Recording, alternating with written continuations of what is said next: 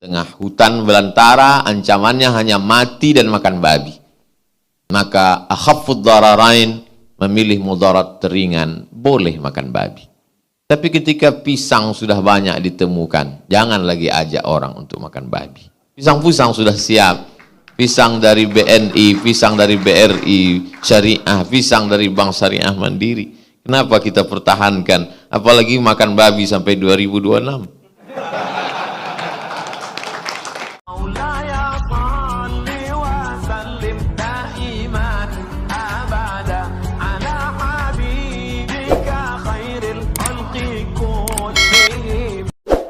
Assalamualaikum warahmatullahi wabarakatuh. Alhamdulillah, Allahumma salli wa sallim ala Sayyidina Muhammad wa ala alihi wa sahbihi ajma'in. Pertama, sebelum saya menghormati, saya minta maaf dulu, i'tizar, karena ada terlambat. Cuman terlambat enggak disengaja, ada 2 acara. Ini baru selesai dari acara wilayah NU. Ada konferensi wilayah NU. Sudah terlambat, saya mohon maaf kepada semuanya. Kedua, ucapan takzim, takrim, kemuliaan dan selamat datang kepada guru kita bersama, Ustaz Bustamad, dan kepada semuanya di sini yang telah hadir dan kepada yang telah dihormati oleh para pembicara sebelumnya. Saya sebenarnya datang ke sini ingin mendengar, tapi nggak terlambat gimana mendengar. Mau nyambung, nggak tahu nyambung dari mana, nggak dengar sebelumnya. Cuma saya ingin membaca di sini dari apa judul-judul yang ada di dalam talk show kita, yaitu persoalan bagaimana mensyariahkan itu di lembaga keuangan kita. Pertama, kita semua tahu bahwa persoalan ini berangkat daripada ada 2 hal. Di saat kita berbicara Islam, juga berbicara tentang kebijakan negara. Di sini ada 2 kelompok yang paling menentukan. Pertama, kelompok yang punya kewenangan, satu yang punya otoritas. Hal yang mengganjal terjadinya, terbentuknya atau terimplementasinya pola-pola syariah karena belum terintegrasi antara 2 kelompok ini. Yang punya otoritas tidak punya kewenangan, yang punya kewenangan tidak punya otoritas. Akhirnya berjalan sendiri-sendiri. Ini jadi masalah. Ini kendala yang pertama. Bagaimana menyatukan 2 ini? Kemudian, dalam hal itu kita cocok juga saya melihat beberapa kelompok dalam tulisan di atas. Ulama, umara, pengusaha, tokoh masyarakat. Sudah tertulislah di sini 1, 2, 3, 4. 4 elemen. Hal yang pertama yang paling menentukan adalah antara ulama dan umara. Kalau ulama, orang-orang yang punya kapasitas pengetahuan menjadi otoritas mereka, umara itu punya kewenangan. Jadi karena ini menyangkut dengan itu bagaimana pertama regulasi OJK itu terintegrasi nilai-nilai syariah. Regulasi OJK di sana sendiri. Setelah dilanjutkan kepada lembaga-lembaga di bawahnya. Yang kedua, ada beberapa hal yang perlu dilakukan secara bersama. Pertama, yang nama syariah perlu edukasi.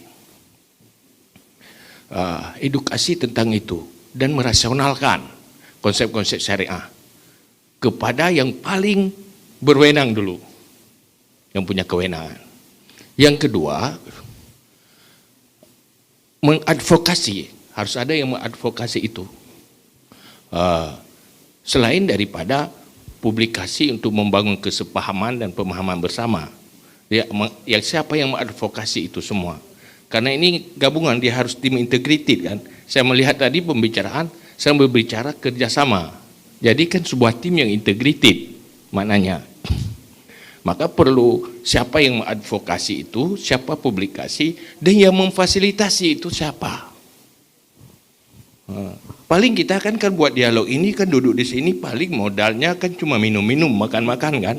Tapi untuk sukses sebuah persoalan, kebukuan-kebukuan yang masa lalu yang cukup lama, dia harus jelas siapa yang benar-benar serius memfasilitasi ini. Inilah mungkin di sini kita sudah berkumpul dari semua elemen, mari kita bangun itu.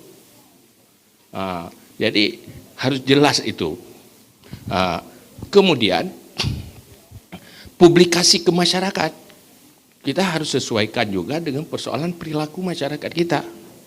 Di sana ada sebuah perilaku yang sudah terbiasa, yang kadang-kadang menjadi tantangan juga di dunia usaha atau masyarakat. Maka hal itu juga yang perlu kita identifikasi. Saya rasa ini sudah terbicarakan dari tadi. Cuma karena saya disuruh bicara, ya bicara, asal bicara.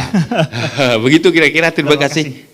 Terima kasih kepada Ayah Sob yang meminta publikasi dan juga edukasi tentang masalah kanun lembaga syariah ini harus gencar dilakukan di masyarakat sehingga tidak menimbulkan pro kontra dan juga kesalahpahaman tentang keuangan syariah yang sedang kita laksanakan di Aceh.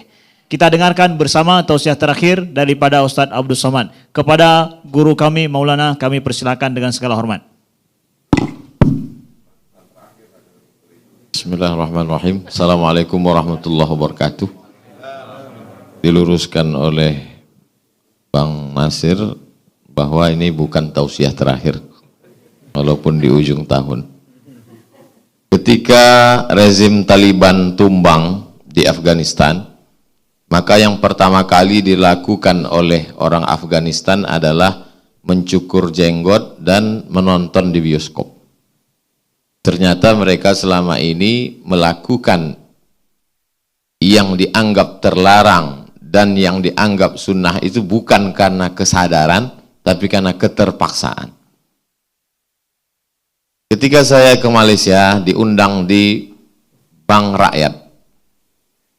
Dalam hati saya betapa teganya panitia ini.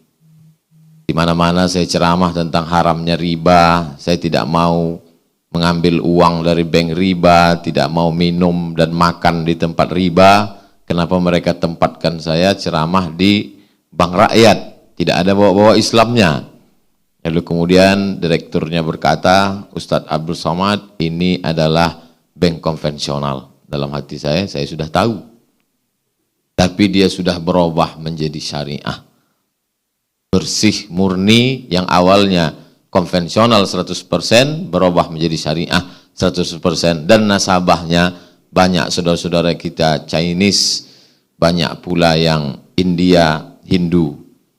Artinya apa? Di mana ada keuntungan, di mana ada profit, di mana ada gula, pasti semut-semut akan berdatangan.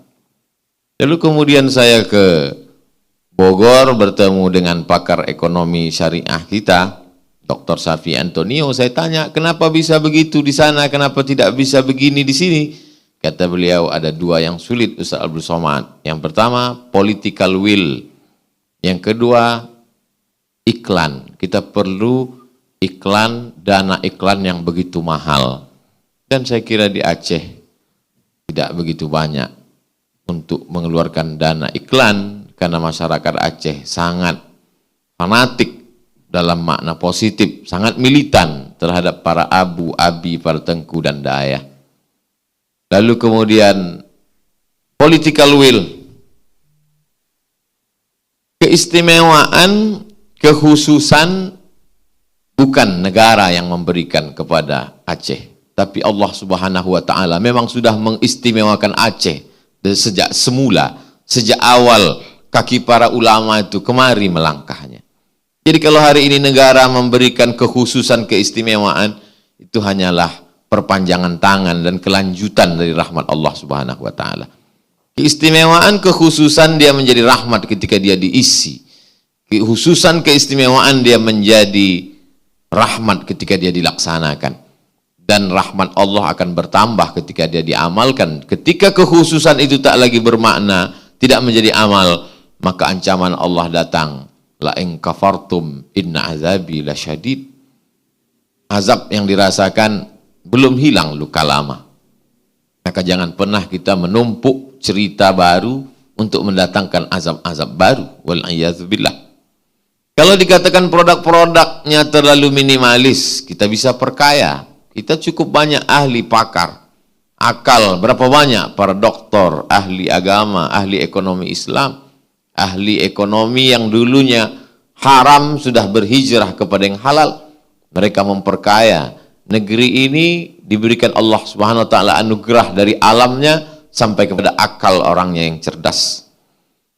Kalau ada pohon kayu yang buahnya berulat, maka kita carikan pupuk pestisida untuk buahnya, bukan batang kayunya yang kita potong lalu kita ganti dengan kayu yang lain. Kalau makan babi itu semua sepakat babi itu haram. Tapi makan babi tidak selamanya haram. Ada kalanya makan babi itu halal. Ketika kita masuk di tengah hutan belantara, ancamannya hanya mati dan makan babi. Maka akhaffud dararain, memilih mudarat teringan, boleh makan babi. Tapi ketika pisang sudah banyak ditemukan, jangan lagi ajak orang untuk makan babi. Pisang-pisang sudah siap. Pisang dari BNI, pisang dari BRI Syariah, pisang dari Bank Syariah Mandiri. Kenapa kita pertahankan? Apalagi makan babi sampai 2026. Perbuatan baik tak boleh ditunda, kata orang tua-tua. Karena nyawa bukan punya kita. Tiap hari kita katakan waqina azaban nar, waqina azaban nar. Tapi di lain mulut kita berkata waqina azaban nar. Tanda tangan kita berkata biarlah di neraka ini sebentar saja, sesaat. Kalau penduduk Aceh 5 juta, maka ada 25% yang masih berada di konvensional menurut keterangan Pak Kepala OJK, berarti ada 1.250.000 orang yang masih berzina dengan ibu kandungnya sendiri. Yang masih doanya tak dikabulkan Allah, mat'amuhu haram, makanannya haram, masyrabuhu haram, minumannya haram, malbasuhu haram, pakaiannya haram. Kata-kata Ustadz terlalu kasar. Mengapa Ustadz pakai kata itu? Kata Pak Profesor tidak kasar bagi orang Aceh. Karena ada yang lebih kasar lagi daripada itu. Kalau Tuan penguasa bisa menyelamatkan umat ini dari yang haram, maka nama Tuan akan sejajar dengan Malikul Saleh. Akan sejajar dicatat oleh para malaikat dengan Iskandar Muda. Tapi kalau tidak, maka ada pula nama-nama yang siap untuk bersanding dengan nama tuan-tuan. Saya kutip pendapat Tengku Fadil Rahmi, semua akan jadi syariah pada saatnya. Terima kasih. Assalamualaikum warahmatullahi wabarakatuh.